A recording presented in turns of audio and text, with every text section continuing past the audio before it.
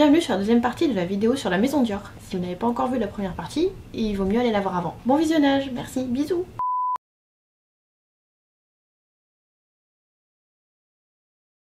Dior voulait que les femmes aient l'élégance de la tête aux pieds. Du coup il crée, et ce dès l'ouverture de sa maison, des chapeaux, des gants, des foulards, de la lingerie, des parapluies, des ombrelles, des chaussures, des bijoux, du maquillage et du parfum et sûrement d'autres trucs encore.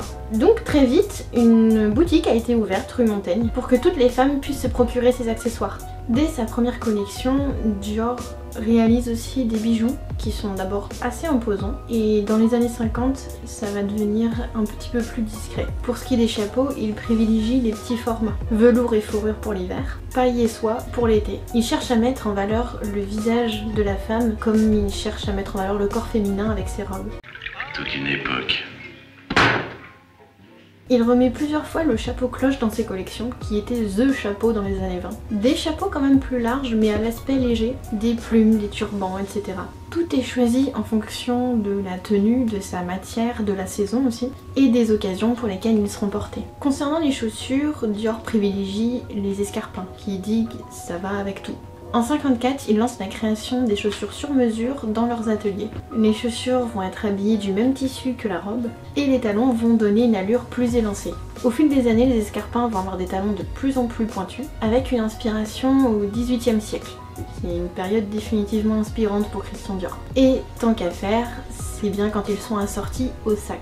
La lingerie aussi a une importance aux yeux de Christian Dior, avec des soutiens-gorge qui remontent la poitrine et la rendent plus pointue, des gaines qui affinent la taille, rendent le ventre plat et arrondissent les hanches. Et du coup, pour certaines robes qui ont les épaules dénudées, des baleines sont intégrées dans la robe pour quand même pouvoir maintenir la forme sans avoir les bretelles apparentes. Il crée aussi des bas avec différentes nuances de couleurs et aussi certains qui affinent la jambe. Tout est dans le détail et cette importance du détail on la retrouve aussi dans ses parfums. Il recherche les meilleures techniques pour réaliser les étiquettes, les nœuds, les coffrets, les flacons en eux-mêmes déjà. Et le premier parfum qu'il a créé est Miss Dior en 1947. Pour lui le parfum est la touche finale d'une tenue, de l'élégance. You are so French. Toi aussi.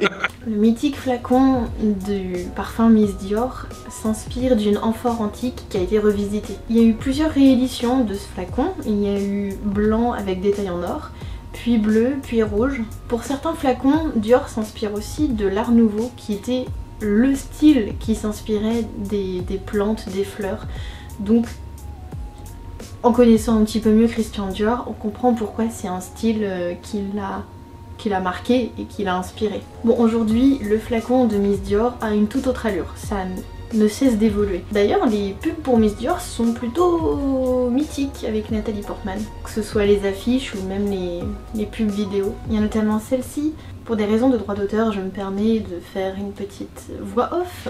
Elle va se marier, ça doit être le plus beau jour de sa vie, mais en fait, elle veut se faire appeler Miss et non pas Madame. Son père est fier d'elle.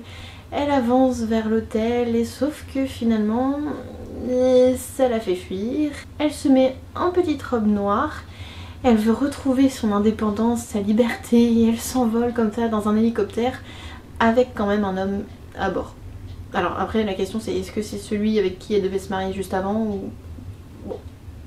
Pour en revenir au flacon du parfum, la première forme donc en amphore a été reprise pour le parfum J'adore.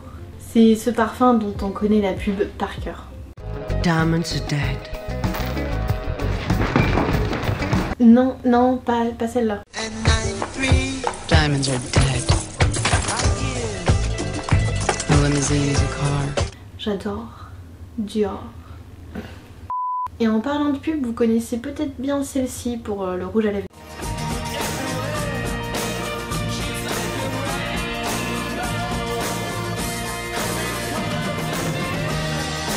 Christian Dior sort son rouge Dior pour Noël 1949 et il est mis en vente dans sa boutique en 1953. Ce sont 8 teintes qui sont créées et en 1960, il y en a 20. Bon après en 1987 on a le choix dans 134 rouges.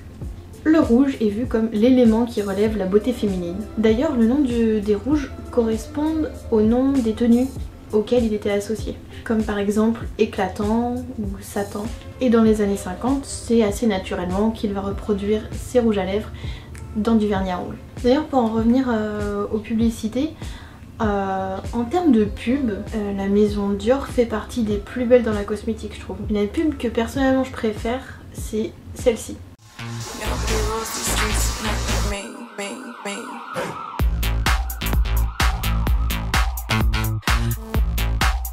Non, pas celle-ci, je pensais à l'autre.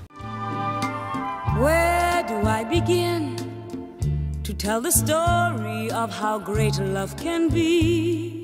Celle de Noël dernier avec Anna Taylor-Joy. Entre les couleurs, les décors, c'est finement pailleté. He fills my heart with very special things. C'est raffiné et en plus il y a une chanson de Charles Bassey.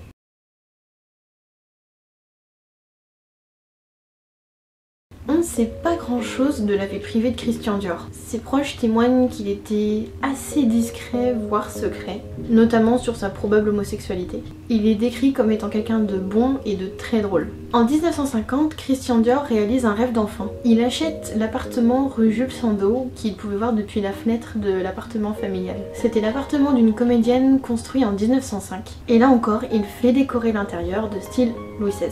Il tombe aussi sous le charme. Ne fais pas cette vanne. Ne fais pas cette vanne. Ne fais pas cette vanne.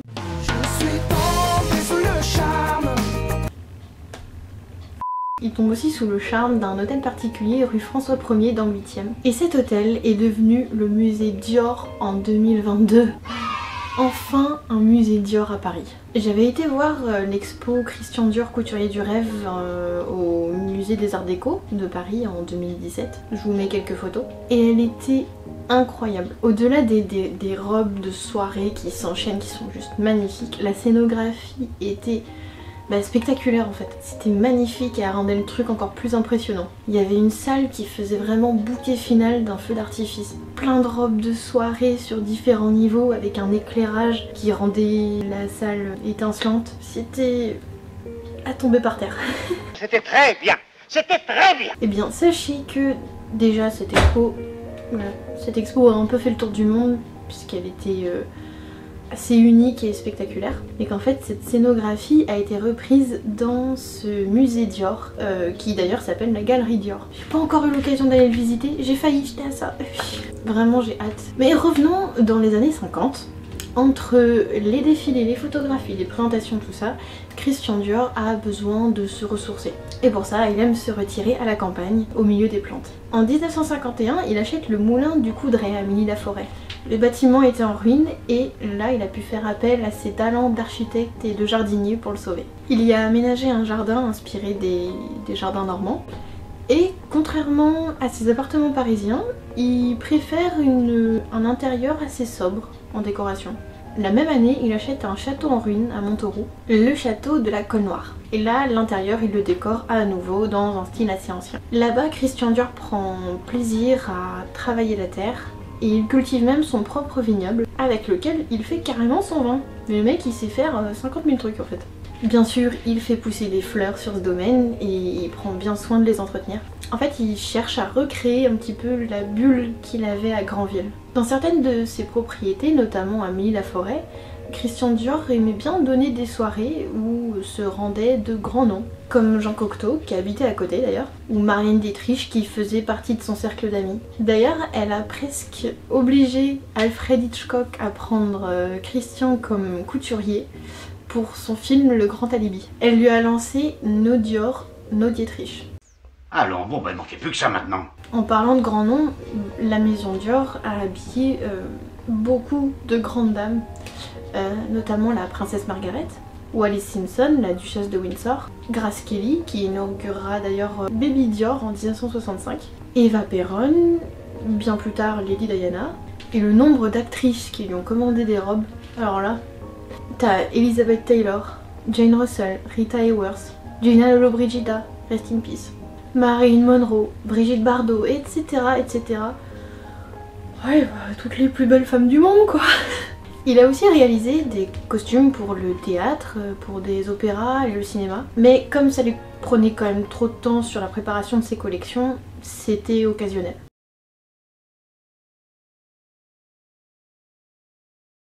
En octobre 1957, alors que Christian Dior est en cure en Italie, Il meurt subitement d'une crise cardiaque. C'est alors Yves Saint Laurent, qui était entré dans la maison 2 ans plus tôt, qui prend la relève.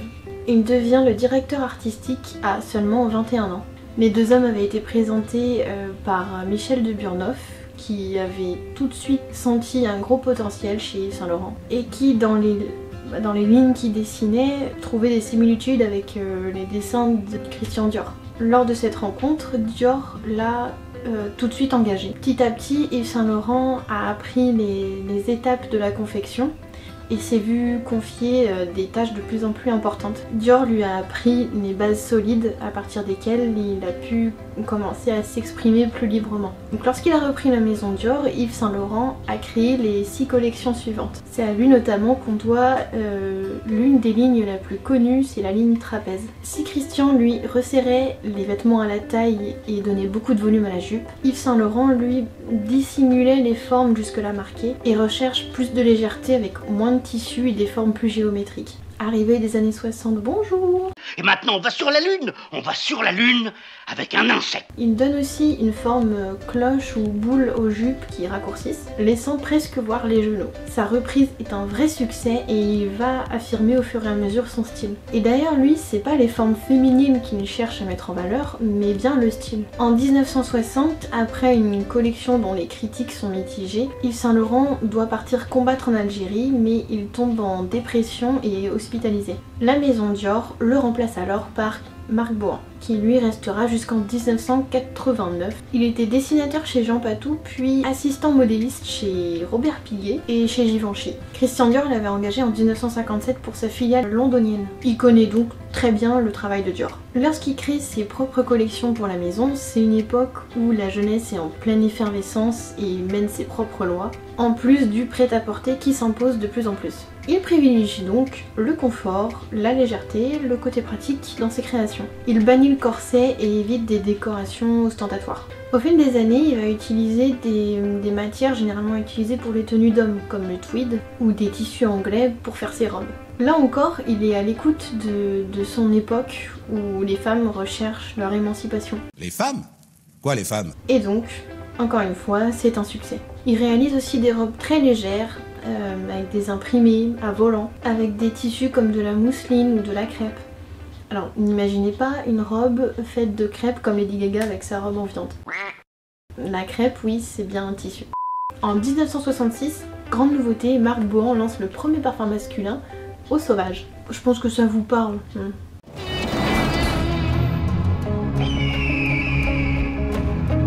What am I looking for?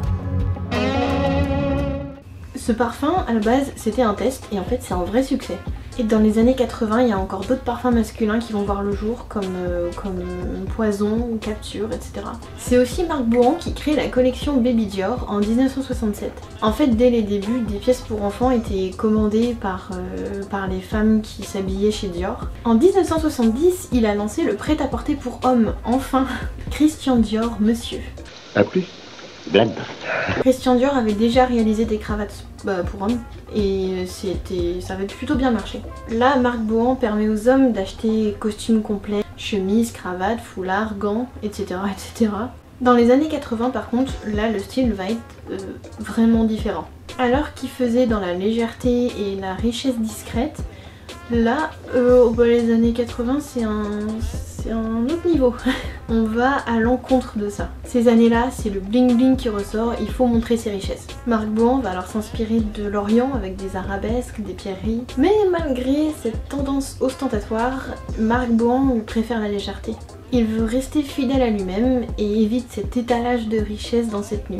En 1989, changement de directeur artistique, c'est Gianfranco Ferré qui prend la relève. Il va faire en quelque sorte renaître l'ambition de Christian Dior avec la ligne bien féminine et cette envie de faire rêver. Il aimait mettre dans ses créations des nœuds, des fleurs, des broderies, des passementeries, etc. Et il s'inspirait aussi de voyages qu'il avait pu faire, notamment son voyage en Inde, dont il a repris le principe du sari, donc le tissu qu'on enroule tout autour du corps, et leurs couleurs, notamment le rouge et le orange. En 1997, le nouveau directeur artistique qui arrive va beaucoup marquer cette maison, c'est John Galliano. Là aussi, il fait ressortir les deux particularités de la maison Dior, rêve et démesure, à sa façon. Ça peut même parfois sembler extravagant. Mais ce qui est sûr, c'est que là aussi, il s'inspire de silhouettes des siècles passés et se les approprie pour son propre style. Et c'est vrai qu'il sort du lot et il fait des créations qui sont uniques, des défilés qui n'ont pas de semblable et des tenues mémorables. Il a sa patte qui est reconnaissable. Ici, on a une robe à silhouette 1900, là inspirée du 18e siècle. Mais ça coûte combien ça? C'est limite un spectacle qu'on va voir en fait, c'est plus seulement un défilé. Parfois certaines tenues me font même penser aux stars de l'âge d'or d'Hollywood. Une tenue qui m'y a vraiment fait penser, c'est celle du défilé automne-hiver de 2005. Il y a cette coiffe avec les étoiles, et non, pas de vanne avec Paramount Pictures.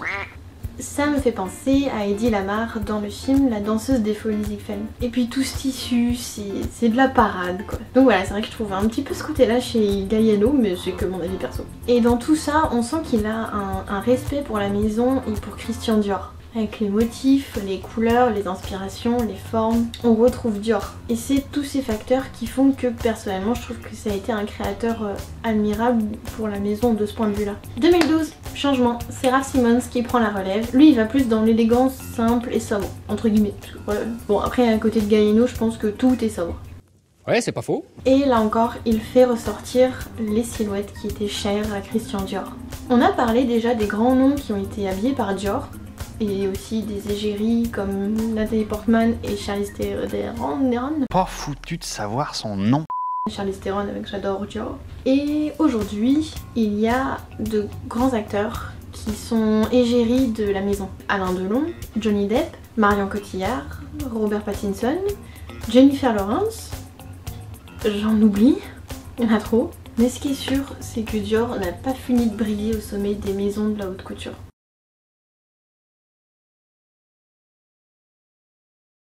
Comme je vous l'ai dit dans l'intro, il y a récemment eu un film qui parle et qui se passe même dans la maison Dior, dans les années 50. Une robe pour Mrs. Harris. Il y a aussi cette affiche là, et perso je l'aime beaucoup parce qu'elle fait vraiment les affiches des films de l'époque.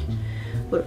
C'est l'histoire d'une femme de ménage anglaise qui est optimiste, généreuse, rêveuse et toujours honnête. Son quotidien ordinaire, qui connaît un malheur en particulier, va être bouleversé quand chez une patronne, elle voit une robe Dior.